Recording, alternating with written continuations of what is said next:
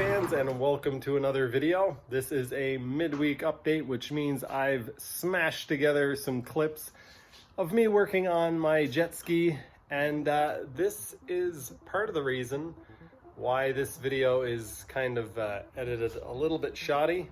My neighbor accidentally cut a couple of slots, couple of grooves through the hull of his boat. His floor was rotten, and he used a skill saw to try to cut the rot out of the floor, and he cut all the way through the hull in a couple of places. So I'm doing some patchwork.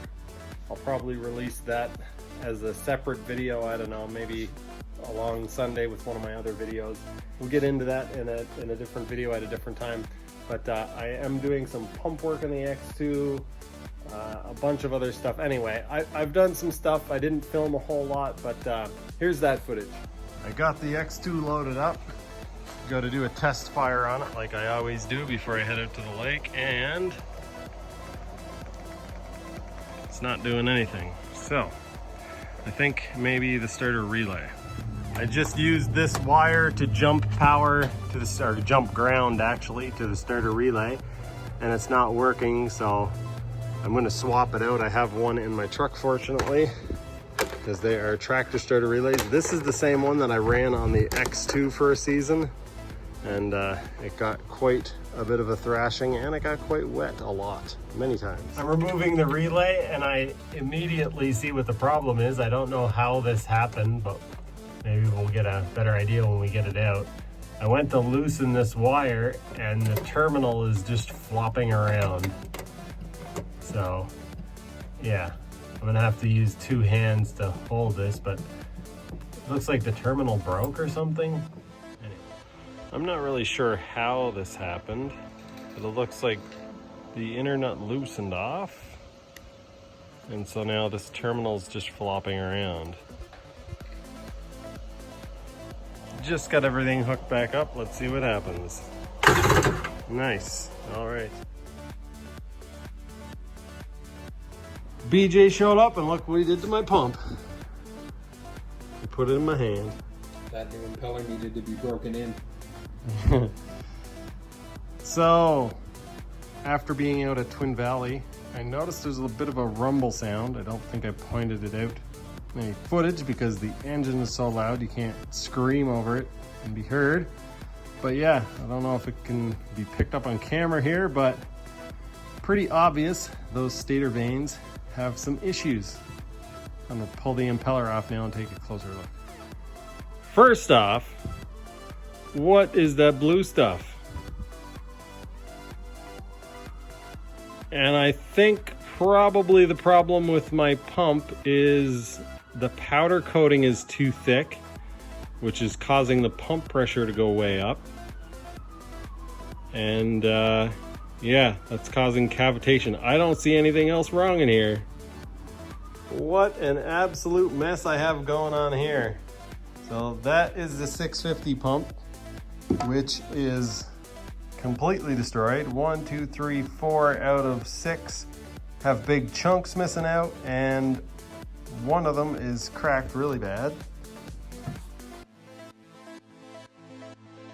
I've been hiding inside from the heat and the sun, and I've decided to take the shaft out of a carburetor that I'm going to use on the 650. So I've removed this shaft from this carburetor, the throttle shaft, and I've replaced it with the shaft from the carburetor that was on it. So this was the one that was on it. It has never worked right.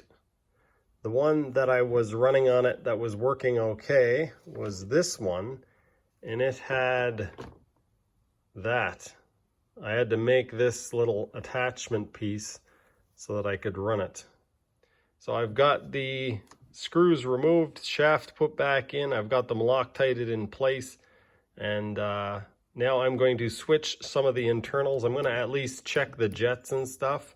I had modified the jets on the carb for this, so yeah, I'm going to swap some stuff over and do some checks, make sure that this is going to be a functioning carburetor for me. All right, I got the carburetor installed, and it is actually responding to adjustments.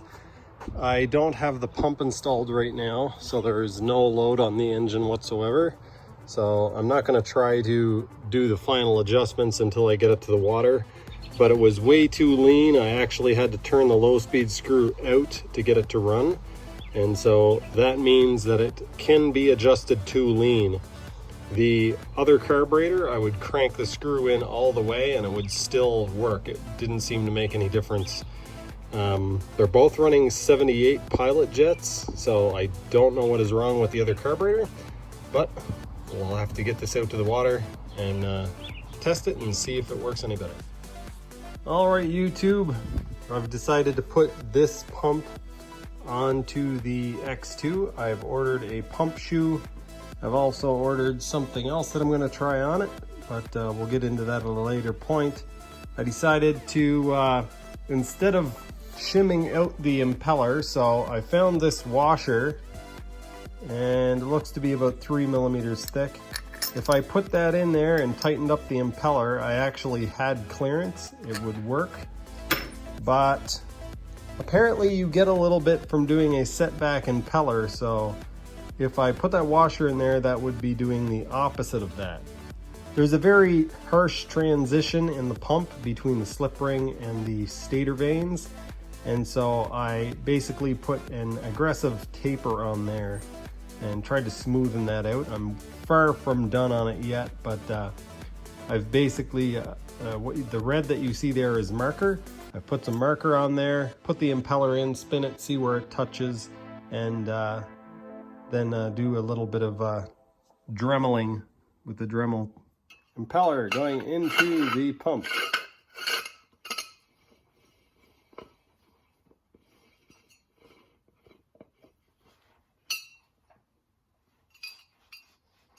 All right, it is snugged up, it's not tightened down. It might have some slight contact when I fully tighten it up. But as you guys can tell, no major contact there for sure. I haven't showed much of this process because it's fairly boring, but I stripped a bunch of stuff off the X2. I sanded it down. I washed it off last night. I still have to wipe it down with acetone, but I'm getting ready to paint it. And I've cut out some of this stuff. I got it on Amazon fairly cheap, and it has quite a large diamond pattern to it. I'm okay with that. I would prefer a smaller one, but I made a template and I actually have one side installed. Pardon the lighting. Yeah, that's one side. I am going to put some stuff on here as well, just to try to give myself a little more protection, and because I think it looks neat. So I think I'm gonna go up to here and around the front. That will also mean less painting. The reason why I'm putting it on now is because I don't have a whole lot of paint, and because this stuff will stick better to the fiberglass than it will down to paint. I plan on putting some of this foam stuff on this area as well, just so when I smack my knees, it won't suck as much. I'm masking it up and getting ready for painting. I've got most of the masking done. I'm not being terribly careful about it. I've mentioned this already, I'm sure, but this isn't meant to be a fancy paint job. This is just meant to make the top of it all one color. And so stuff like this, or the wires, ordinarily I would take this off, but I'm just masking over it. So there's gonna be white. You're gonna be able to see some white here. I'm not gonna be able to get the paint in underneath there perfectly. I'm not gonna bother masking off the hood area. I will just grab a piece of cardboard and mask it by hand as I go. I'm not worried if I get a little bit of overspray under there, not a big deal. I'm not sure if it's actually gonna work out, but the plan for now is to paint it with a gloss black. And then once that sets up for a little bit, put some masking tape on over that, and then basically do some patterns in it, and then put a flat black on over the top of that. So most of it will be flat black with some gloss black accents. First coat of paint is done. Quick and dirty. This gloss paint shows up some of the imperfections now. You can see some marks in through there. A whole bunch of stuff in through there. Big thing there. All right, folks, I got a complete disaster of a mess here. The X2 is painted. I'm fitting a 750 pump on the X2. And even though it bolts directly up, it needs a pump shoe. So I ordered this pump shoe from Pro Watercraft. I think that's what they're called. Anyway, I ordered this one and it says that it may need some modification to the hull or this. And that's a bunch of horse shit because this doesn't even sort of fit. Like, you can't make it fit without really, you can't make it fit well. It just dimensionally, it doesn't make any sense. So I started to modify it and it fits up in there. And if I just show you this, you might think, hey, what's wrong with that? That fits. So I got it fitting in there. I'm shooting in portrait mode here just so that you guys can see. So hopefully this works. But the pump shoe does not line up with the pump. And if I raise it up, you can see it's perfectly level with the bottom of the housing here. So either I need to try to add something to this that just isn't going to work because this stuff is plastic, and the kind of plastic that it is, nothing really sticks to it. So I can't just build this up with epoxy or something like that. To make it even worse, this edge here doesn't line up with the intake grate. So that would have to be cut back and reprofiled and reground. So none of this works at all. It's not like you do a modification or two modifications. In order to make this fit, you need to do the two cuts on the side that I did there. Then you need to reprofile them so that you don't have a jagged edge here. Then you need to either allow it, you just need to accept that you're going to have about 1/4 of an inch of water just slamming into the front of your pump. So that won't work. So then you need to grind away more of this to get the pump shoe to fit up in there. And then it will fit and actually line up with the pump, but then it will be about 1/4 inch too high here. And what that will do is allow the water to just slam into the front of the ride plate. Because this right now is even with the bottom of the ride plate, but if you lift this up, it'll just slam into that. I am going to try this. I'm not sure how well this will work, but the X2 pump is basically garbage. It has giant chunks broken out of it.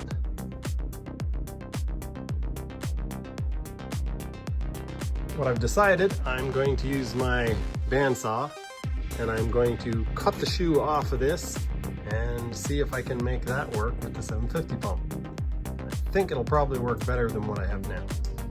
All right, I have cut the pump shoe off of my old pump. And now we're gonna see if this makes more sense than the Pro Watercraft.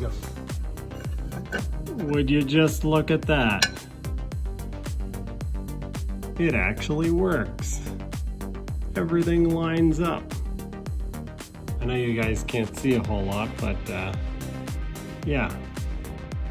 I'm going to epoxy this in place and call it a day.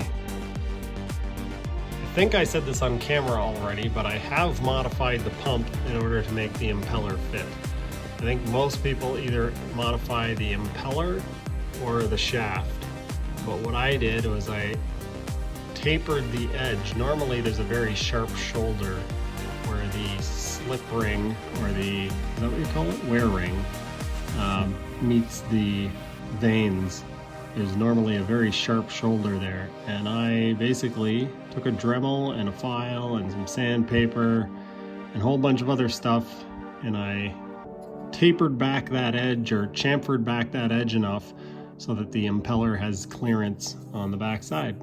And it sits back in there enough now so that it fits in properly. I think what most people do is put a shim between the impeller and this bearing, or this bearing sleeve, and that puts the impeller forward, so then they need to move the pump back. But I don't have to do any of that. I've been doing some work on the X2. I thought I would give you guys a little look under the hood before I reveal the new paint job. I've removed the chokes, choke plates, choke shafts, all that stuff, and I'm going to install some primers. I ordered some of the primer bulb type primers, and I'm going to install one of those. I have a broken hood hinge. Ignore the dust that's already on my fresh paint job, but the hood hinge is fairly common to break on these, and so I'm going to have to make one or do something there. I was thinking about using extra latches and no hinge, but we'll see what happens. I'm using a carbon fiber bed plate, and I've had a couple of times where the bottom of the engine, the front of the engine, has actually made contact with the bottom of the hull. I discussed this in the comment section with a few of you guys, saying that the bed plate was strong enough and flexible enough so that it wouldn't actually break until the engine burst through the bottom of the hull. Unfortunately, it's a little bit more flexible than is ideal. It probably wouldn't do this with a 650, 750, or 800 engine, but the 1100 engine and 900 engine are supported just from the center, and there's a lot of mass hanging out over the front of the bed plate, so that allows it to pivot. Anyway, so I may come up with some sort of mount or use polyurethane underneath the front of the engine case just to support the front of the engine a bit. I'm honestly not terribly worried about it. I smashed into some waves really hard, and that's what caused it to touch. I just need to learn how to drive, but ideally I would do something about that. I do have some cracking in my exhaust flanges. Let's see, can we focus enough to see where a crack is? There is a crack right there on this side. And over on this side, there is a substantial crack that goes all the way from here, all the way around up to the top.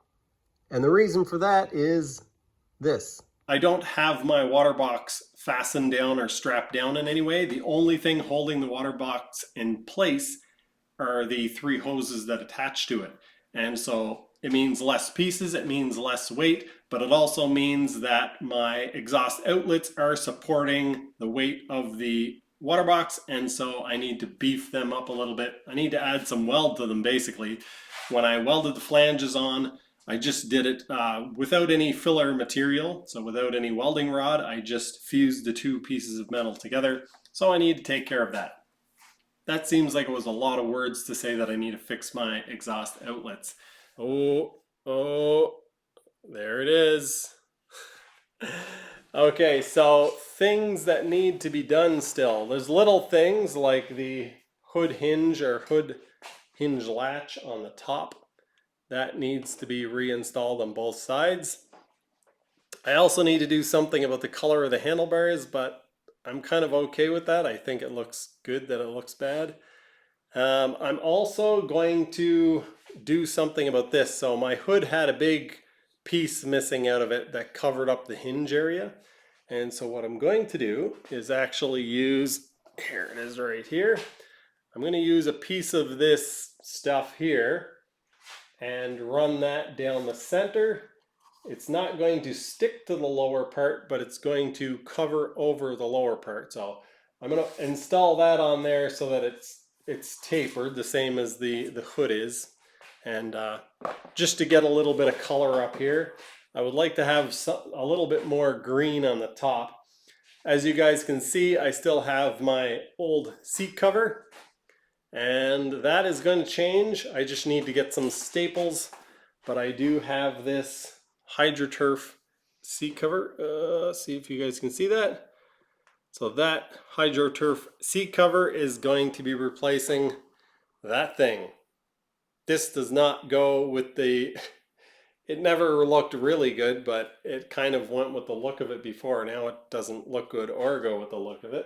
I machined down the outlet. It was spewing the water directly down onto here.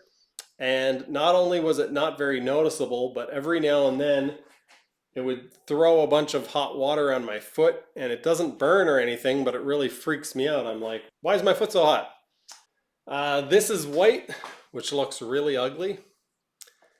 And that's about all I have to update you guys on right now. This video has gone on long enough. I need to get it edited. It is currently Wednesday, so I still have to edit this video together and get it out. And then once that's done, I need to continue working on the boat and also do some stuff to my X2. I'm not sure how long it's going to take me to finish up the boat. Probably at least the rest of the day today, because I have to do some gel coat repair on the outside of it as well. And so, yeah. Anyway, that's going to do it for this one. I hope you guys enjoyed. I will be releasing some ride footage on Sunday. Not exactly sure from when, because I do have a little bit of a backlog of stuff.